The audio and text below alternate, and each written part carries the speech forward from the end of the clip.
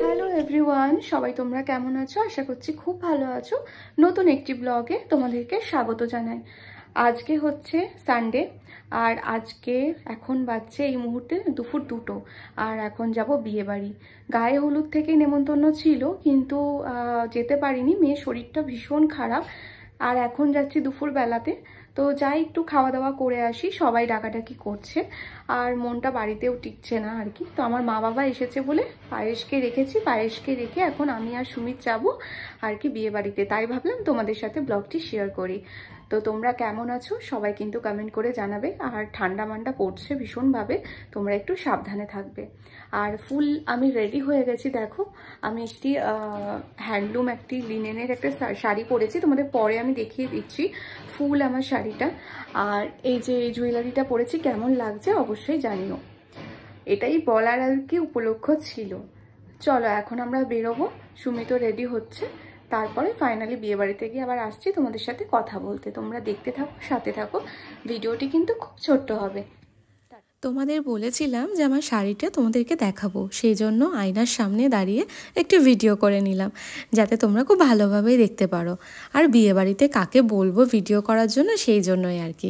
তো চলো এখন বেরিয়েও গেলাম, বেরিয়ে জানো তো গিয়েই খেতে বসে গেছিলাম, কারণ অনেক লেটে গেছিলাম। তখন বাজছিল বেলা 3:30, অনেক লেট হয়ে গেছিলো। আর চলো খাওয়া দাওয়া করে নেওয়ার পর উপরে গিয়ে তোমাদের সাথে আসছি কথা বলতে।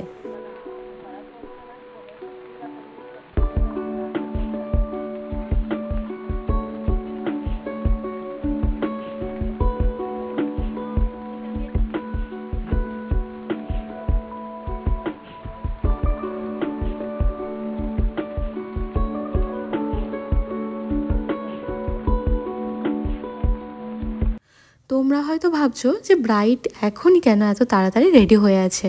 হ্যাঁ, তোমরা ঠিকই দেখছো, ব্রাইড কিন্তু দুপুর 3টে থেকে এভাবেই রেডি ছিল।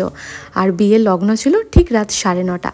সেই ব্লগও তোমাদের সাথে শেয়ার করব অবশ্যই। আর এই যে বিয়ের টাইমটা ছিল বা ডেটটা ছিল, সেটা কিন্তু একটি পিক টাইম।